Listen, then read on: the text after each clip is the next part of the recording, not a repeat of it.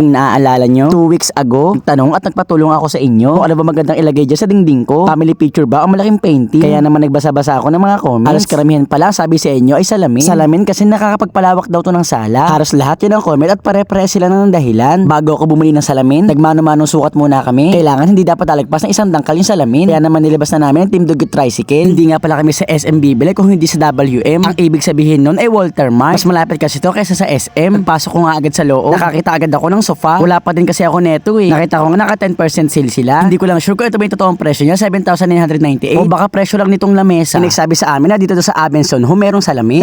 Salamin sa dingding na sana ang pag-ibig. Bini yan, charot. Pasok nga agad namin ng Abenson, nakakita agad kami ng salamin. Kaso kulay gold, pang mayaman naman yata to. Dito naman sa loob, nakakita rin ako ng 2 malaking salamin. Ditong kulay pa naman ang gusto ko, kulay black. Simple lang din siya, aesthetic, tsaka bagay siya sa lahat. Ang kaso lang ayaw ni mama. Masyado nga daw itong malaki para lang sa maliit kong bahay. Buti nga meron pa kami nakita. Hindi siya color black, hindi choco brown. Katamtama lang nga din pala yung laki niya. Gusto ko rin kasi yung mga ganitong kulay, hindi masyadong light. Siyempre para makasigurado, sinukat ko muna. Kailangan hindi lalagpas ng 1 dipa. Pag hindi lumagpas, ibig sabihin okay. Likod nga pala niya ay nakatali lang. Eto na nga ang nabili ko at nagustuhan. Kaya naman pinapabalot ko na kay kuya, kaya shoutout po sa inyo. Bago umuwi, siyempre titreat ko muna ang pamilya ko sa mga inasal. Dahil nga diet ang kuya dugs nyo. Pero nga pala ako sariling binalo. Nagbaon nga pala ako ng brown rice at saka na 1 pirasong sagi. Pero ang ulam ko dito ay adobo. Sa umpisa lang mahirap mag-diet, pero kapag nakasanayan mo na, ay masasanay ka na. Tapos na nga akong kumain nung dumating yung mga order nila. Tama ka pala si mama, mga pamangkin ko, si ate at asawa niya. Pagkatapos namin kumain, eto nga at uuwi na kami. Bit-bit na nga namin yung salamin at buti na lang ay medyo magaan lang to. Dito para namin nalagay ito sa tuktok ng tricycle. Medyo malambot kasi dito at hindi umaalog kapag nagdadrive. Tinalian na lang din namin for safety. Kaya eto, lalarga na at sasabak na naman kami sa initan nito pa uwi. Nagsama na nga pala kami na marunong maggawa o magbutas ng pader. Marunong naman kami magbutas ng pader. Ang problema lang ay wala kaming gamit. Tulad na lang ng grinder o barena. Syempre yung mga ganung bagay hindi yung hinihiram. Kasi syempre ginagamit na yung pantrabaho, di ba? Pag nga merong sira sa amin o may pinapagawa, dito lang namin kay kuya lagi pinapagawa. Bago nga idikit tong salamin, tinawag ko pa buong pamilya ko para tignan kung pantay ba. Pagkatapos ng 100 adjust, eto na nga at naikabit na namin yung salamin. Saktong-sakto, pantay na pantay, tuwid na tuwid. Sa 2 taas lang talaga yan merong sabitan. Pero ang ginawa namin para talagang sure na matibay, hindi malaglag. Butas din kami sa ilalim at nagtali para kahit nakatutok ang electric pan na number 3 o malakas na hangin, hindi siya mag-uuga-ugat, hindi ako mangangamba na baka mahulog to pagtagal. Nagmatch nga din yung kulay ng Korean blinds ko at saka ng cornesa dito sa salamin na nabili ko kasi choco brown ang kulay nila, pare-pare silang choco brown. Kung tatanungin nyo magkano bili ko sa salamin, pasensya na kasi pag-uwi ko na wala ko agad yung resibo pero 4,200 to.